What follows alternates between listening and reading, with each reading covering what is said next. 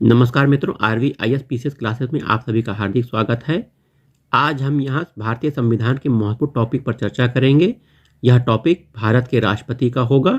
राष्ट्रपति की शक्तियाँ, उनकी पद स्थिति, योग्यताएं, अन्य सभी पर चर्चा होगी। यह वीडियो पीसीएस परीक्षा, समीक्षा अधिकारी परीक्षा, अपर निजी सचिव परीक्षा, पेट परीक्षा, सभी परीक्षाओं के लिए महत्वपूर्ण है। शुरुआत करते हैं राष्ट्रपति से। राष्ट्रपति के बारे में संविधान के अनुच्छेद 52 से लेकर 62 तक, 71 से 73 तक और 123 में भी प्रावधान किए गए हैं। चलिए शुरुआत करते हैं। संसदीय प्रणाली में दो प्रकार के प्रमुख होते हैं, एक राज्यों का प्रमुख तथा एक शासन का प्रमुख। भारत में संसदीय प्रणाली अपनाई गई है, अतः यहाँ भी दो तरह के प्रधान हैं। राष्ट्रपति राज्यों का प्रधान है, प्रधानमंत्री शासन का प्रधान है। ठीक है। भारतीय संविधान के अनुच्छेद 52 में कहा गया है कि भारत का एक राष्ट्रपति होगा। अनुच्छेद 53 में कहा गया है कि संघ की संपूर्ण कार्यपालिका शक्ति राष्ट्रपति में निहित होगी, जिसका प्रयोग वह खुद या अपने अधीनस्थों के माध्यम से करेगा, अर्थात वह मंत्रिपरिषद की सलाह से कार्य करेगा। ठीक है, यह इंपॉर्टेंट चीज है, इसे याद रख लीजिएगा। आइए, राष्ट्रपति का चुनाव। भारत में राष्ट्रपति का चुनाव अप्रत्यक्ष रूप से संविधान के अनुच्छेद 54 के अनुसार एक निर्वाचक मंडल द्वारा 5 वर्ष के लिए किया जाता है, जिसमें संसद के दोनों सदस्यों तथा राज्यों के विधानसभाओं के केवल निर्वाचित सदस्य भाग लेते हैं। निर्वाचन जो होता है अनुपातिक प्रतिनिधि की एकल संक्रमणीय मत द्वारा होता है। अनुच्छेद 55 के द्वारा यह सुनिश्चित किया गया है कि निर्वाचन में भिन्न भिन्न राज्यों के प्रतिनिधियों में प्रत्येक राज्य की जनसंख्या विधानसभा के लिए निर्वाचित सदस्यों की कुल संख्या के अनुसार एक रूपता होगी। राष्ट्रपति पद के लिए चुनाव लड़ने वाले उम्मीदवार के लिए क्या योग्यता होनी चाहिए, यह इंपॉर्टेंट है। वह भारत का नागरिक होना चाहिए, 35 वर्ष की आयु पूरी कर लेनी चाहिए, वह लोकसभा का सदस्य चुने जाने की योग्यता रखता हो, वह संघ या राज्य की स्थानीय सरकार के अधीन किसी लाभ का पद पर कार्यरत न हो। राष्ट्रपति, उपराष्ट्रपति, राज्यपाल, मंत्रियों के लिए चुनाव लड़ने से पूर्व त्याग पत्र देना आवश्यक नहीं है, किंतु वह संसद या विधानमंडल का सदस्य नहीं हो सकता। वहीं उसे निर्वाचक मंडल में कम से कम 50 मतदाताओं द्वारा प्रस्तावित 50 अन्य मतदाताओं द्वारा समर्थित होना चाहिए।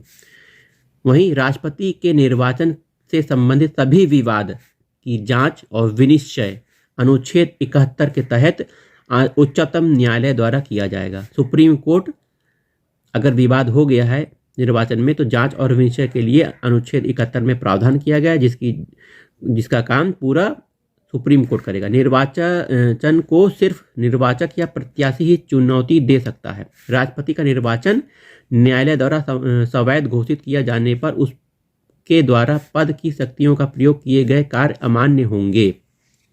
इंपॉर्टेंट चीज है। महाभियोग की प्रक्रिया, अर्थात राष्ट्रपति को पद से हटाया जाना। राष्ट्रपति को संविधान के उल्लंघन के आधार पर केवल महाभियोग प्रक्रिया द्वारा हटाया जाता है, जिसका वर्णन संविधान के अनुच्छेद 61 में किया गया है।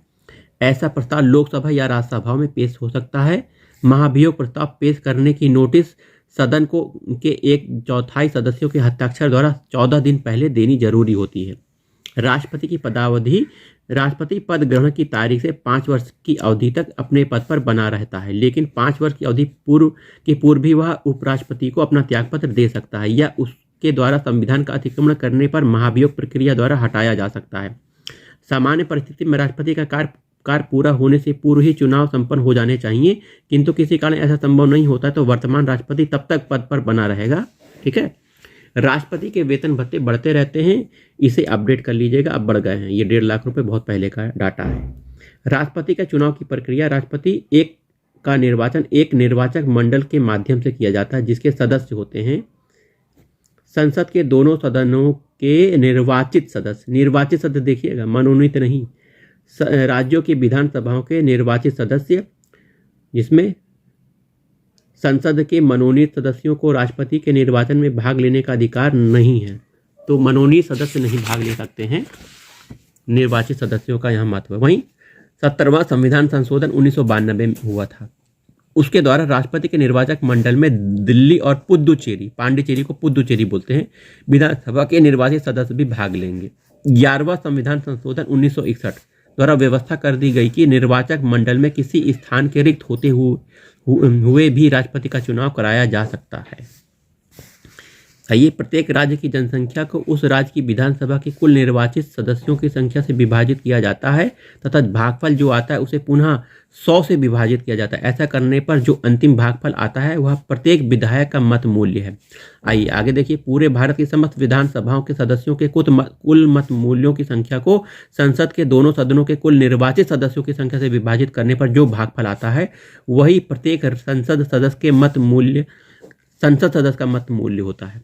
देखिए, ये देखिए मत मूल्य निकाला है। सांसद का मत मूल्य है निर्वाचित विधायक के कुल मतों की संख्या, संसदों के निर्वाचित सदस्यों की संख्या। आइए, राष्ट्रपति चुनाव में एक बार को छोड़कर सभी बार प्रथम गणना ही निर्धारित संख्या उम्मीदवार ने प्राप्त कर ली थी। 1969 में राष्ट्रपति चुनाव में पहली और अंतिम बार दूसरे दौर की मतगणना करानी पड़ी थी, जब दूसरे दौर के बाद वीवी गिरी ने निर्धारित कोटे को प्राप्त किया था। आइए, राष्ट्रपति की कुछ शक्तियां हैं। राष्ट्रपति की शक्ति विधायी शक्ति, कार्यपालिका शक्ति, वित्तीय शक्ति, न्यायिक शक्ति और आपातकालीन शक्ति, इन सब पर चर्चा करते हैं। भारत संघ की सभी कार्यकारी शक्ति राष्ट्रपति में निहित है। अनुच्छेद 74 के अनुसार मंत्रिपरिषद की मदद से राष्ट्रपति उनके कार्यों पर नियंत्रण रखते हैं। इनके कार्यों का बंटवारा अनुच्छेद 77 के अनुसार राष्ट्रपति ही करते हैं। व्यवहार में यह सलाह प्रधानमंत्री जी द्वारा दी जाती है कि कार्य का बंटवारा कैसे हो। अनुच्छेद 78 के अनुसार प्रधानमंत्री का दायित्व है कि वह राष्ट्रपति को मंत्रिमंडल द्वारा संघ प्रशासन व्यवस्थापन संबंधी प्रस्ताव की सूचना दे। राष्ट्रपति प्रधानमंत्री को किसी ऐसे मामले पर विचार करने के लिए कह सकता है जिसके बारे में किसी मंत्री ने घोषणा की है परंतु मंत्रिमंडल ने विचार नहीं किया है। आइए, राष्ट्रपति प्रधानमंत्री की सलाह पर अन्य मंत्री, नियंत्रक महालेखा परीक्षक, महान्यायवादी, सर्वोच्च और उच्च न्यायालय के मुख्य न्यायाधीशों, अन्य न्यायाधीशों, राज्यपालों, विदेशों में राजदूतों, संघ लोक सेवा आयोग के सभापति और सदस्यों, मुख्य चुनाव आयुक्त और अन्य आयुक्त, वित्त आयोग, भाषा आयोग तथा अनेक आयोग के अध्यक्ष और सदस्यों की नियुक्ति करते हैं। तो राष्ट्रपति की इतनी नियुक्ति राष्ट्रपति द्वारा की जाती है, जो कि ये प्रधानमंत्री और मंत्रिपरिषद की सलाह पर होता है। आइए, विधायी शक्ति। संविधान के अनुच्छेद 58 1 और 2 के अंतर्गत राष्ट्रपति संसद का अधिवेशन आहूत और स्थगित कर सकता है, संसद को भंग कर सकता है। दोनों सदनों में अगर किसी साधारण विधेयक पर गतिरोध हो तो अनुच्छेद 108 के अधीन संसद की संयुक्त अधिवेशन को बुला सकता है। राष्ट्रपति साधारण विधेयक को पुनर्विचार के लिए लौटा सकता है। संविधान में यह नहीं बताया गया कि राष्ट्रपति कितने समय के अंदर विधेयक को स्वीकृति दे। कई बार राष्ट्रपति की स्वीकृति न मिलने पर विधेयक स्वतः समाप्त हो जाते हैं। इसे जेबी वीटो कहते हैं। ऐसा 3 बार हुआ है। कुछ विशेष प्रकार के विधेयकों को संसद ने पेश करने से पूर्व राष्ट्रपति की पूर्व स्वीकृति लेनी पड़ती है। ये विधेयक कौन कौन से हैं? नए राज्यों का निर्माण या वर्तमान राज्य की सीमाओं में परिवर्तन, अनुच्छेद 2। दूसरा, धन विधेयक, अनुच्छेद 110 आदि। वहीं अनुच्छेद 123 1, 2, 3 यह राष्ट्रपति अध्यादेश जारी कर सकता है इस अनुच्छेद के अंतर्गत, जिसका प्रभाव संसदीय अधिनियम की तरह होता है। आइए, फाइनेंशियल पावर ऑफ प्रेसिडेंट हम देख लेते हैं। वित्तीय शक्तियां राष्ट्रपति की। संविधान के अनुच्छेद 112 के अंतर्गत राष्ट्रपति वार्षिक वित्तीय ब्यौरा, इसको बजट बोलते हैं। बजट को का क्या नाम है? वास्तविक नाम है वार्षिक वित्तीय विवरण है। वित्त मंत्री के माध्यम से लोकसभा में पेश करते हैं। धन विधेयक पर राष्ट्रपति की पूर्व स्वीकृति अनिवार्य होती है।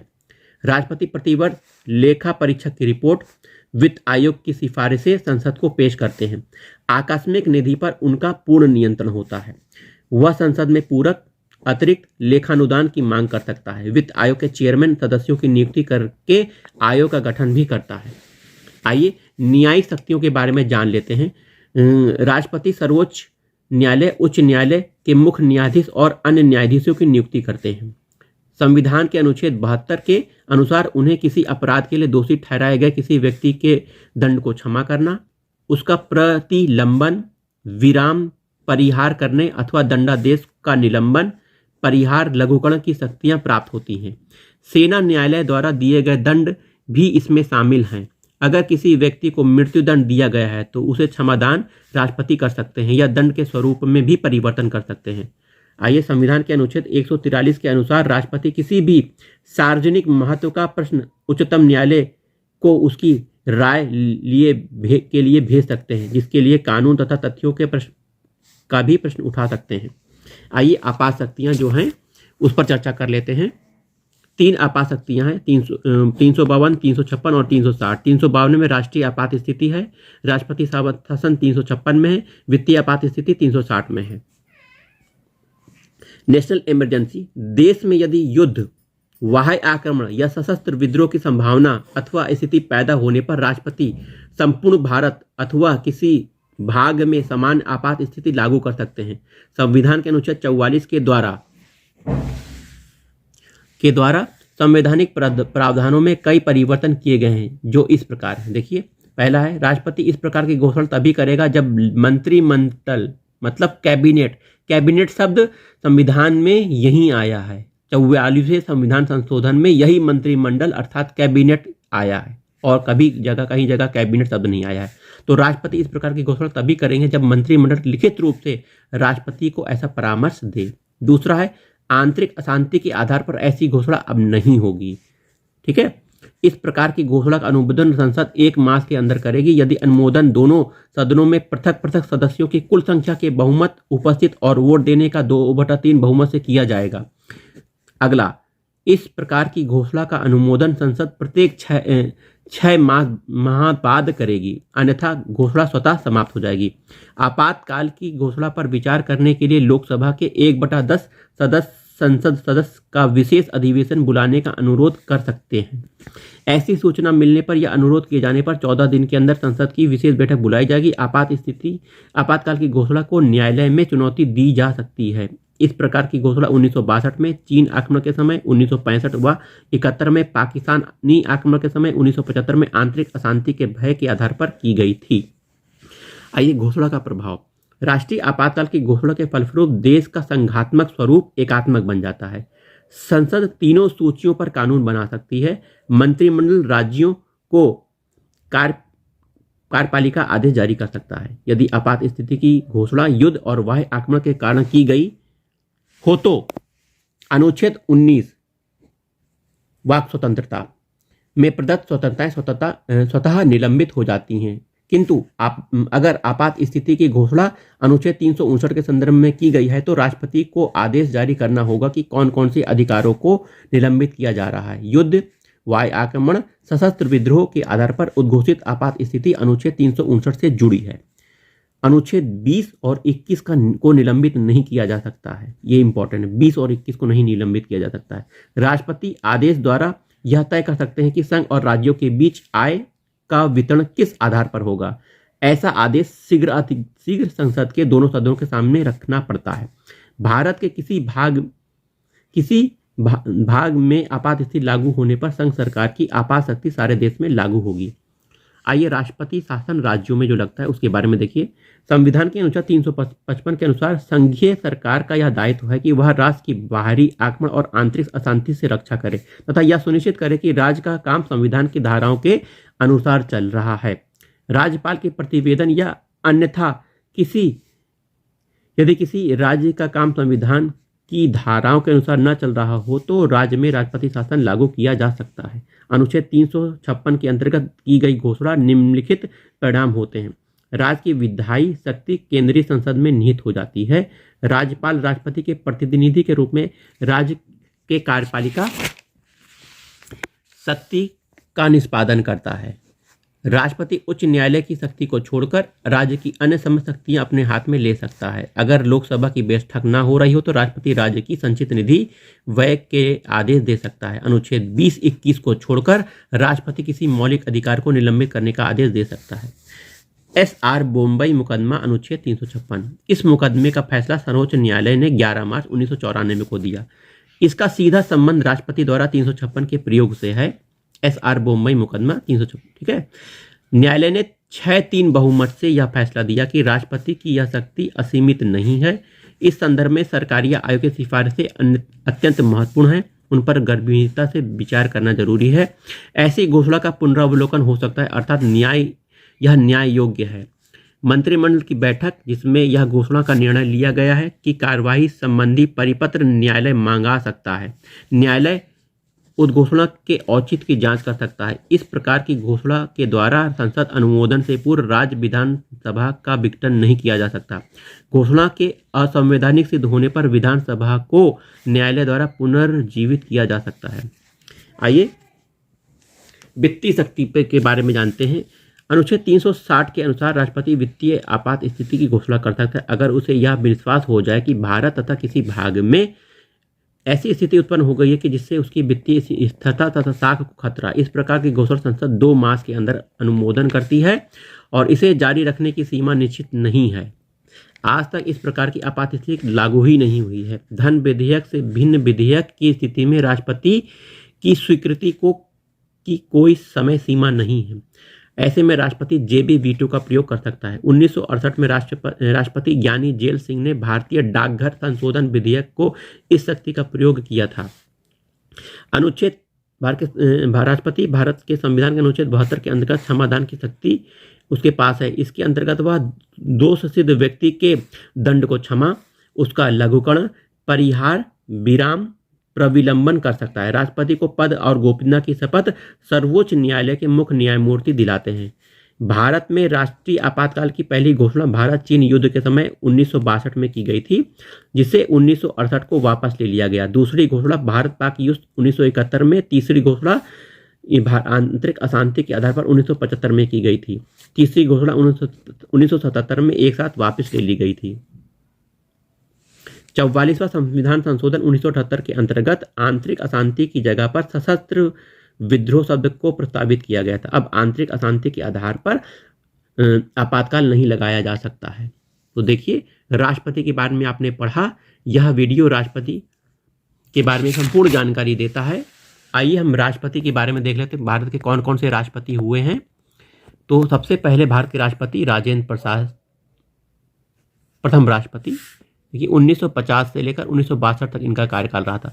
दूसरे सर्वपल्ली राधाकृष्णन जी, 1962 से 1967 तक इनका कार्यकाल रहा था। डॉक्टर जाकिर हुसैन, 1967 से 1969 तक इनका कार्यकाल रहा था। देखिए वीवी गिरी, हिदायतुल्लाह, वीवी गिरी, फखरुद्दीन अली अहमद, बीडी जत्ती, नीलम संजीव रेड्डी, ज्ञानी जेल सिंह, रामास्वामी वेंकटरमन, शंकर दयाल शर्मा, के.आर. नारायण, अब्दुल कलाम साहब, प्रतिभा देवी सिंह पाटिल। अब देखिए इसमें 2 राष्ट्रपति और जुड़ेंगे। कमेंट करके बताइए कौन कौन राष्ट्रपति हैं। वर्तमान राष्ट्रपति का नाम भी बताइएगा। और यह भी महिला राष्ट्रपति हैं। भारत की पहली महिला राष्ट्रपति देखिए प्रतिभा देवी सिंह पाटिल, और दूसरी महिला राष्ट्रपति आप कमेंट करके बताइएगा, वर्तमान में वही हैं। और इनसे पहले भी एक राष्ट्रपति, इनको भी कमेंट करके बताइएगा। तो कमेंट हम आपका जरूर देखेंगे। आपके लिए यही होमवर्क है। चलिए मिलते हैं अगले वीडियो में।